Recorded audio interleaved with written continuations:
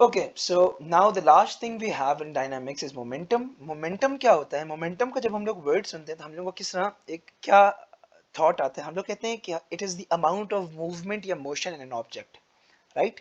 इसी तरह ही फील होता है, but it is not the exam definition. सिर्फ कॉन्सेप्ट बिल्डिंग के लिए हम लोग यूज करते हैं कि it is the amount of movement या मोशन इन एन ऑब्जेक्ट।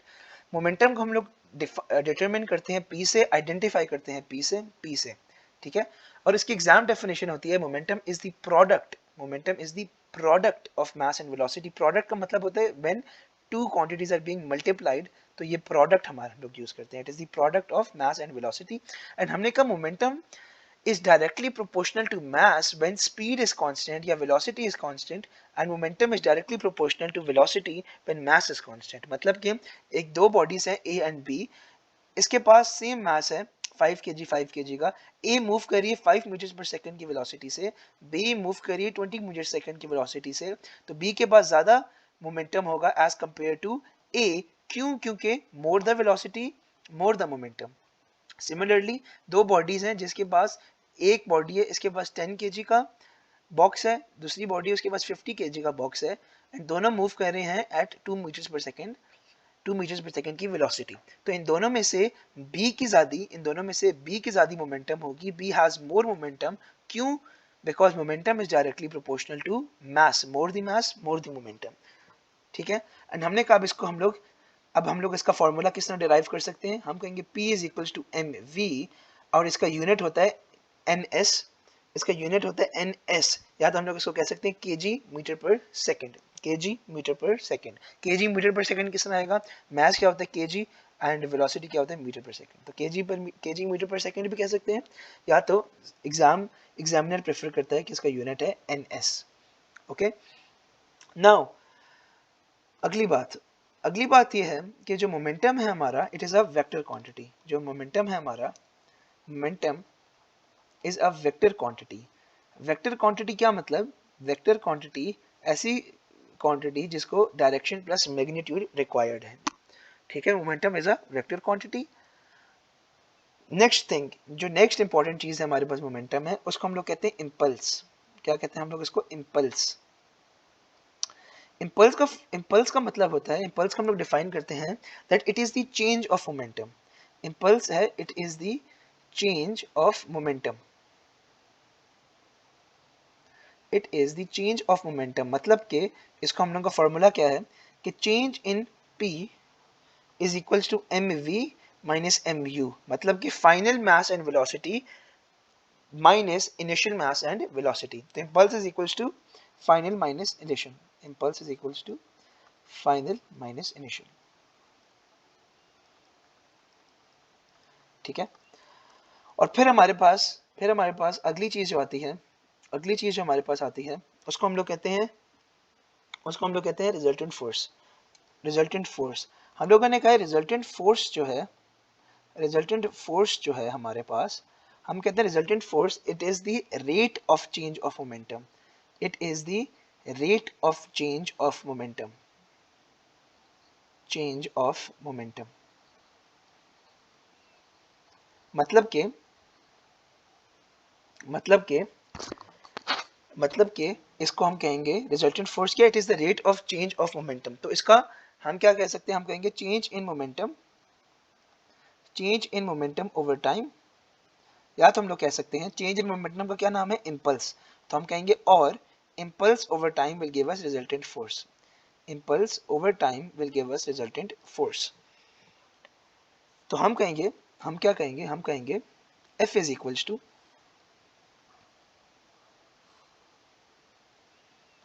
हम कहेंगे F जो है, F resultant force is equals to change in P over T।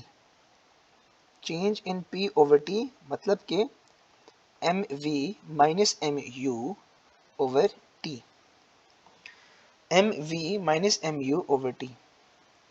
M we minus M U over T. आपको मैं एक मजे की चीज बताऊं, एग्जामिनर कभी आपसे पूछेगा नहीं, लेकिन मैं आपको एक चीज बताऊं, इस फॉर्मूला से आप F is equal to M A prove कर सकते हैं। Do you know that? अब यहां से आप F is equal to M A को प्रूव कर सकते हो। किस तरह? एक्सेलरेशन का फॉर्मूला क्या होता है? V minus you over T, ये होता है एक्सेलरेशन का फॉर्मूला, यही होता है। तो हम लोग कहेंगे अगर हम लोग इस m को एज इट इज रखते हैं और v minus you over T होता है हमारी एक्सेलरेशन, तो ये क्या बन जाएगा, f is equals to M A. तो f is equals to M A, यहाँ से हमारा प्रूफ भी हो सकता है, f is equals to M A, यहाँ से प्रूफ भी हो सकता है। तो रिजल्टेंट फोर्स क्या है, it is the rate of change of momentum, मतलब के change in p over time, या तो इम्पल्स ओवर टाइम। तो इम्पल्स क्या होता है, M we minus M U. तो रिजल्टेंट फोर्स क्या होगा, M we minus M U over T. Impulse और रिजल्टेंट फोर्स में फर्क क्या है, इम्पल्स खाली चेंज ऑफ मोमेंटम है, रिजल्टेंट फोर्स है it is the rate of change of momentum. जब भी रेट का वर्ड यूज आए मतलब कि टाइम इन्वॉल्व हो गया, ठीक है, it is the rate of change of momentum. और हमने कहा यहाँ से हम लोग अपना f is equal to M A भी प्रूफ कर सकते हैं। किस तरह प्रूफ कर सकते हैं कि एक्सेलरेशन हमारी इक्वल होता है v minus you over T के। तो हम लोग इस v minus you over T की जगह अगर एक्सेलरेशन को रिप्लेस कर दें तो हम f is equals to M a, f is equals to M A को डिराइव कर सकते हैं। Okay, now we have law of conservation of momentum, very important. जिस तरह हमारे पास law of conservation of energy था ना, इन वर्क पावर एनर्जी, इसी तरह हमारे पास है law of conservation of momentum, law of conservation of momentum. Law of conservation of momentum क्या कहता है, law of conservation of momentum कहता है that total momentum of a body remains same. it states that total momentum of an isolated system, isolated system मतलब ना कुछ चीज अंदर हो सकती है ना ही कुछ चीज बाहर जा सकती है, that total momentum of an isolated system remains constant,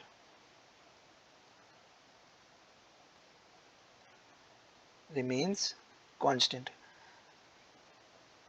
isolated system क्या होता है, आइसोलेटेड सिस्टम होता है वेयर नो, आइसोलेटेड सिस्टम क्या होता है, where no external force act on it, no external force acts on it, force acts, ठीक है।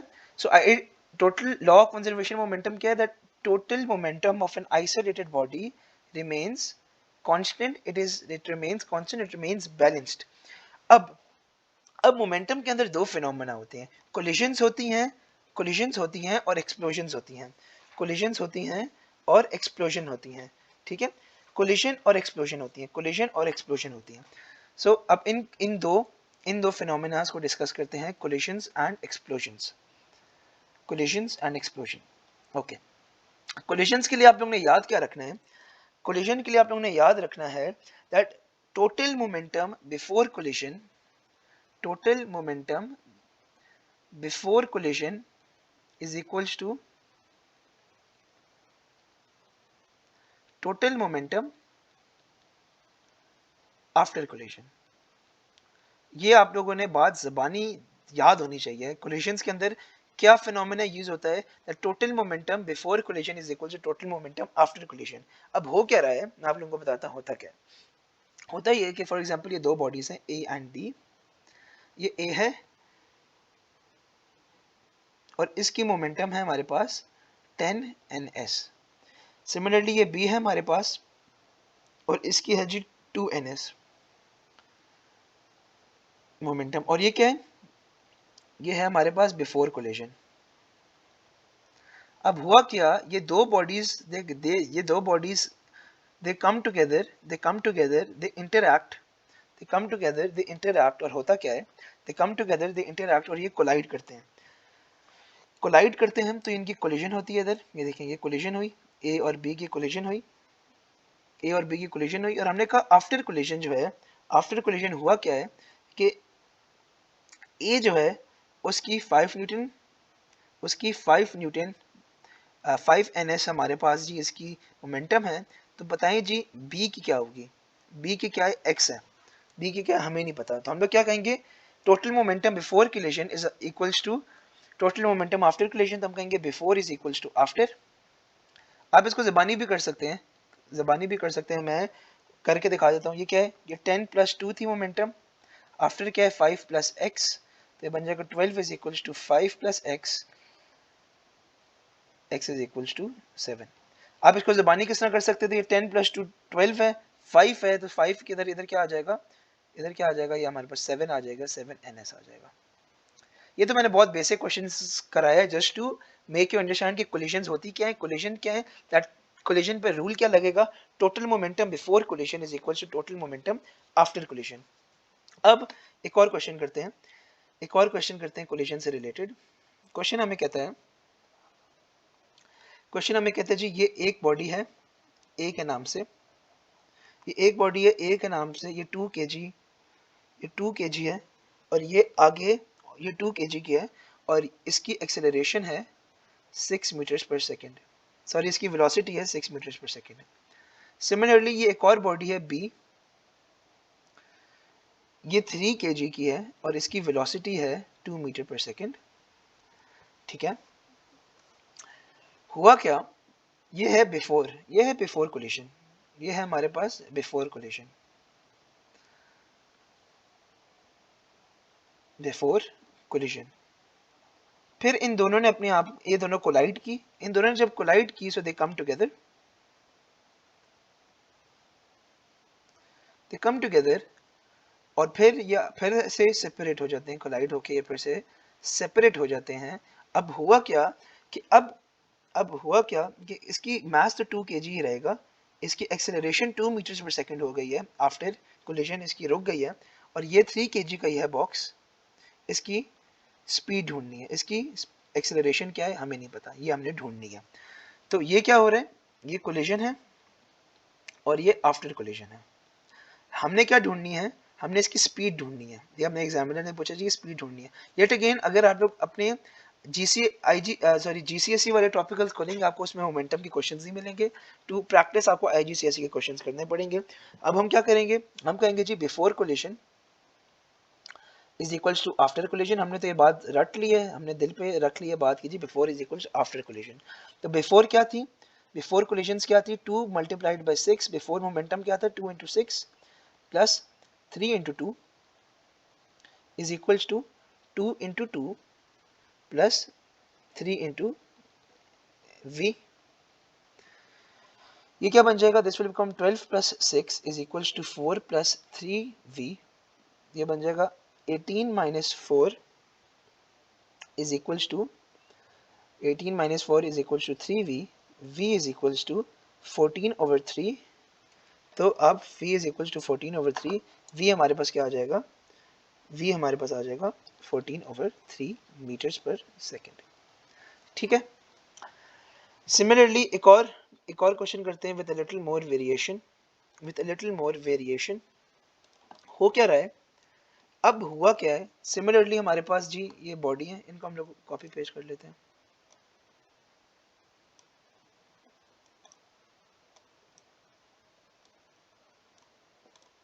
अब सिमिलरली जी ये हमारे पास एक बॉडी है जो हम लोगों ने पहले देखी हुई है।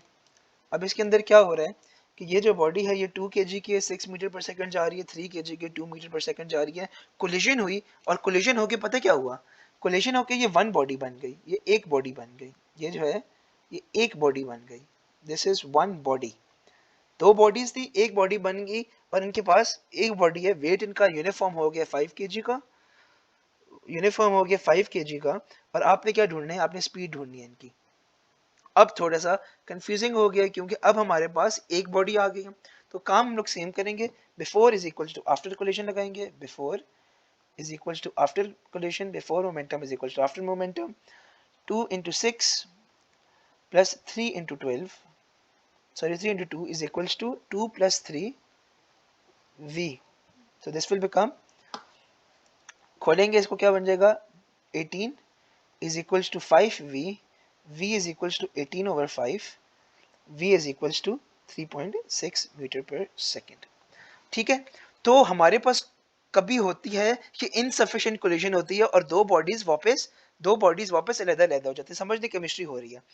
और कभी कभार सफिशिएंट एनर्जी से कोलाइड करते हैं और वो एक बॉडी बन जाता है, सफिशिएंट कोलिजन से करते हैं और एक बॉडी बन जाता है। मैं एक आखिरी क्वेश्चन कराऊंगा, then we'll move on to explosion. एक आखिरी क्वेश्चन कराऊंगा, then we'll move on to explosion. तो हो क्या रहा है, हो क्या रहा है, एक आखिरी क्वेश्चन है। अब इसके अंदर थोड़ी सी चीजें डिफरेंट है। अब हो क्या रहा है कि जी ये दो आ रही हैं, ये एक ट्रॉली है 10 kg की, और ये मूव कर रही है राइट साइड पे with acceleration 3 metres per second. इधर जी, इधर क्या हो रहा है, इधर एक और ट्रॉली है,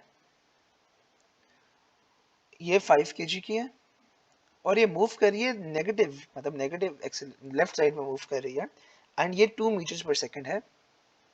अब एग्जामिनर ने पूछा, मेरी बात सुने, गौर से सुने, एग्जामिनर ने पूछा है फाइंड वी।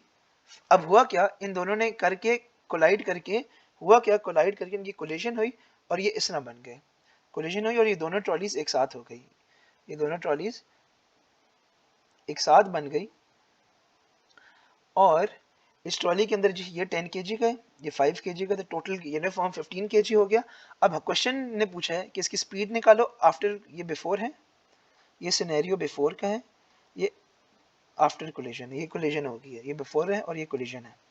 कोलिजन के बाद ये एक बॉडी बन गई है, इसने कहा इसकी स्पीड निकालो और इसकी डायरेक्शन निकालो। अब ये इंपॉर्टेंट बात है, नई चीज है, डायरेक्शन निकालो।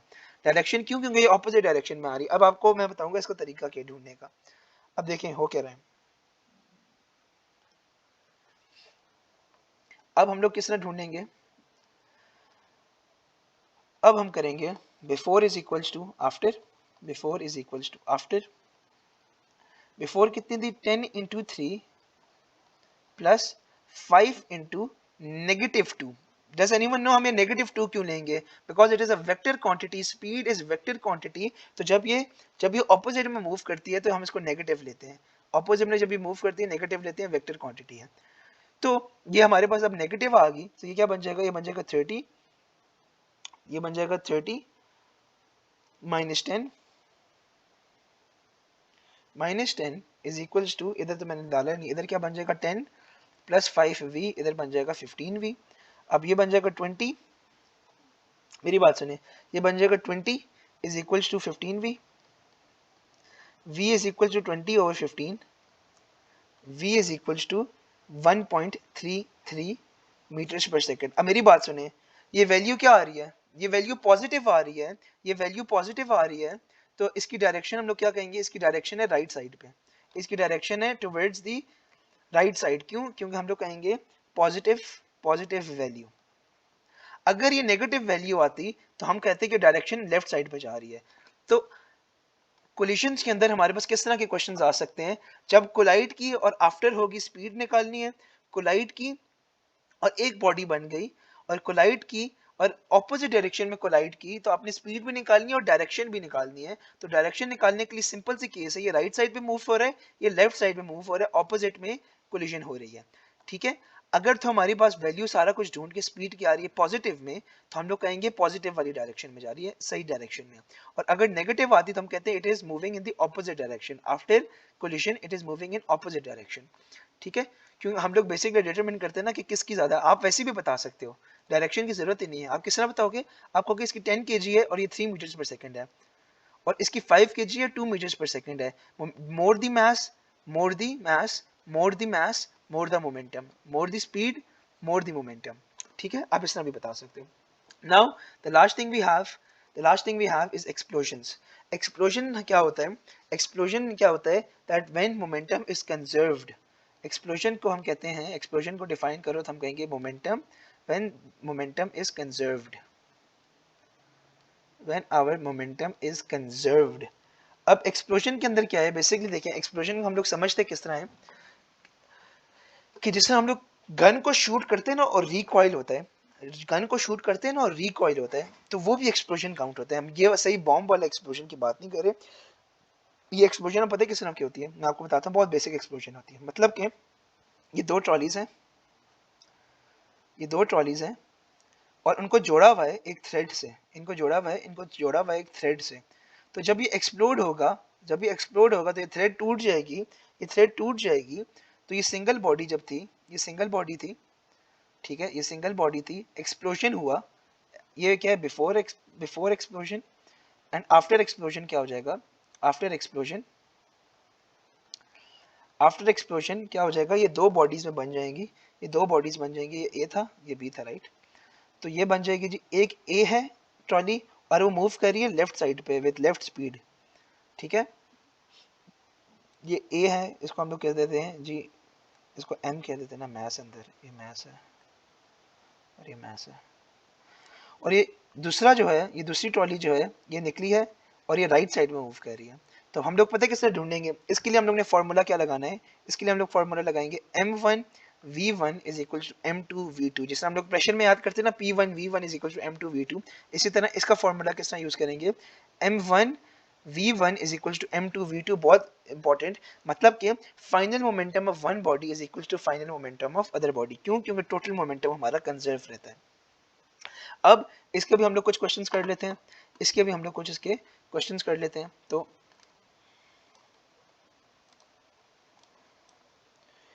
इसके भी कुछ क्वेश्चंस कर लेते हैं। हो क्या रहा है, क्वेश्चन है जी, ये हमारे पास है एक बॉडी, ये हमारे पास है जी एक बॉडी, ये है 5 kg की,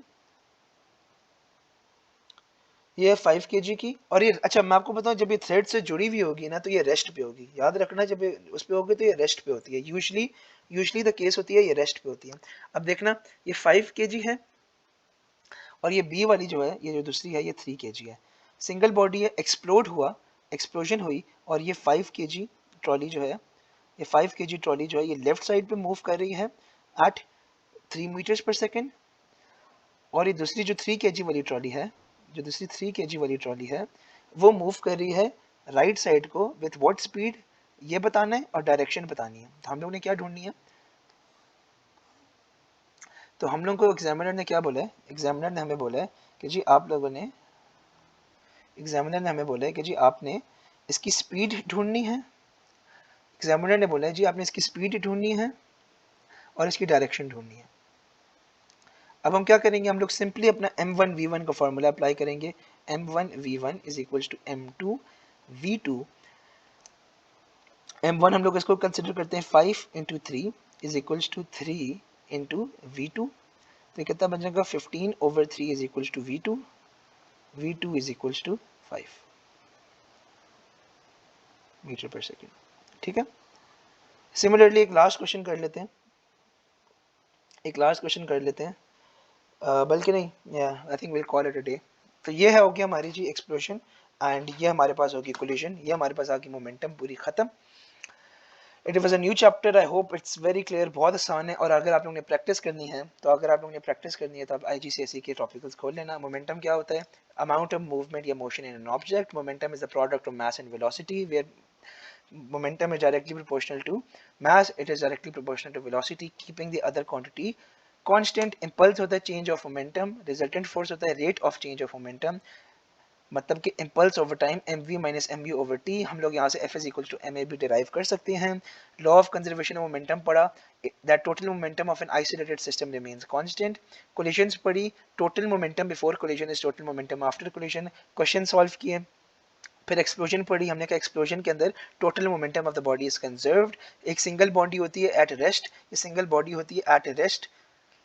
फिर एक्सप्लोजन होती है, ये दो डिफरेंट बॉडीज होती हैं और ये दो डिफरेंट डायरेक्शन में, कभी सेम डायरेक्शन में होती है, कभी ऑपोजिट डायरेक्शन में होती है, मूव करती है। उसके बाद ऑपोजिट डायरेक्शन में ये मूव करती है। ठीक है, उसके बाद हम लोग ने जी निकाला है कि इसकी 5 kg है, ये 3 kg है। एक एक हमने क्वेश्चन सॉल्व किया, हमने इसका फॉर्मूला क्या लगाया, m1 v1 is equals to m2 v2। अब अब अगर आप लोगों ने पूछना है किस डायरेक्शन में जा रही है, तो ये 5 मीटर्स पर सेकंड है, तो ये ज़्यादा ही बड़ी है, तो it will move on the right side.